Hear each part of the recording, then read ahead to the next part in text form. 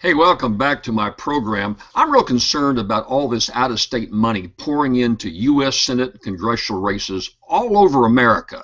You take my home state of Louisiana. A lot of you folks outside the state may be following what's happening down here, but we've got a knockdown, drag-out barn burner of a U.S. Senate race in Louisiana. Incumbent Mary Landrieu, the Democrat, who barely wins every time she runs, but she invariably is able to win, is running a hard race where she's the underdog right now against the Republican candidate, Congressman Bill Cassidy.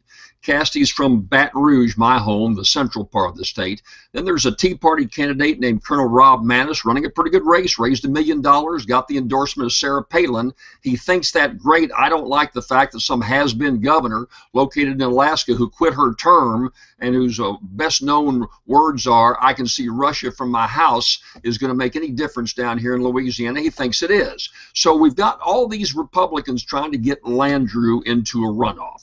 And you know who's paying for all this? Louisiana citizens aren't contributing. Let me tell you what's going to happen. And this is appalling. This is criminal to me.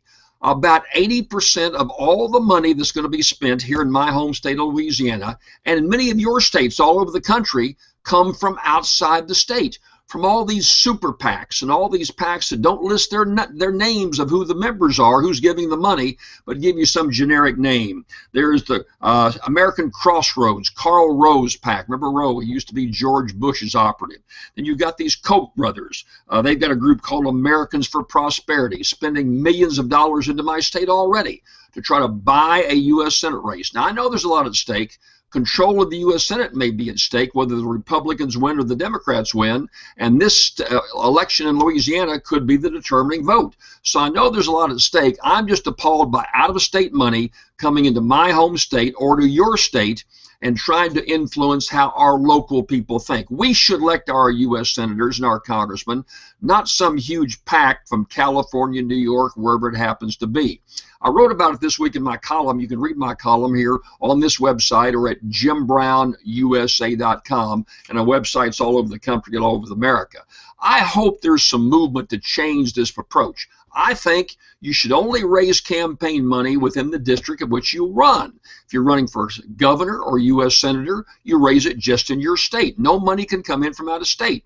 If you're running for the mayor, then only people can contribute to you within the city of which you're running.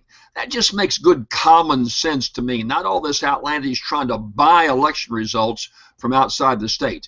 Constitutional amendment may be necessary because some of these outrageous Supreme Court decisions, but I'd like to see these campaign control laws taken care of on a local level and prohibit out-of-state campaign money. That's what I think. I don't know what you think, but I'm glad you're looking at my website. Hope you'll enjoy my radio show on Sundays right here on this link or on your local radio station. Thanks.